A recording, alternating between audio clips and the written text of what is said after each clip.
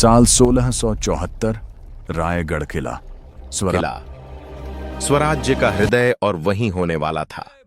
एक ऐसा ऐतिहासिक क्षण जो पूरे हिंदुस्तान की दिशा बदलने वाला था। छत्रपति शिवाजी महाराज का राज्याभिषेक, चारों ओर भव्य तैयारियां शुरू हो चुकी थीं। किले को दुल्हन की तरह सजाया जा रहा था। दूर दूर से विद्वान और ब्राह्मण बुलाए गए, क्योंकि यह सिर्फ एक समारोह नहीं था, यह था स्वतंत्र हिंदवी स्वराज्य की घोषणा। लेकिन यहां एक बड़ी समस्या सामने आई। उस समय की हिंदू परंपरा के अनुसार राज्याभिषेक के लिए क्षत्रिय होना आवश्यक माना जाता था, और यहीं से शुरू हुआ विवाद। छत्रपति शिवाजी महाराज भोसले वंश से थे। कुछ लोग उन्हें मराठा योद्धा वर्ग मानते थे और परंपरागत राजपूत क्षत्रिय नहीं मानते थे। अब प्रश्न था, क्या बिना क्षत्रिय मान्यता के राज्याभिषेक संभव था?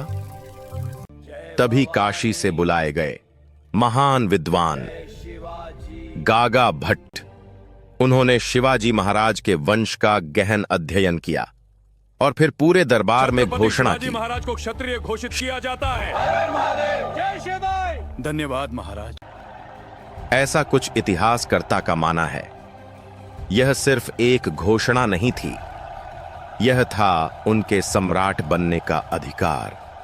शिवाजी महाराज को क्षत्रिय बनाया नहीं गया, बल्कि उनके राजवंश को पूरे हिंदुस्तान के सामने मान्यता दी गई। अब रास्ता साफ था, अब इतिहास बनने वाला था। वह शुभ दिन आ गया। सूर्य की पहली किरण के साथ पूरा रायगढ़ गूंज उठा। जय भवानी, जय शिवाजी।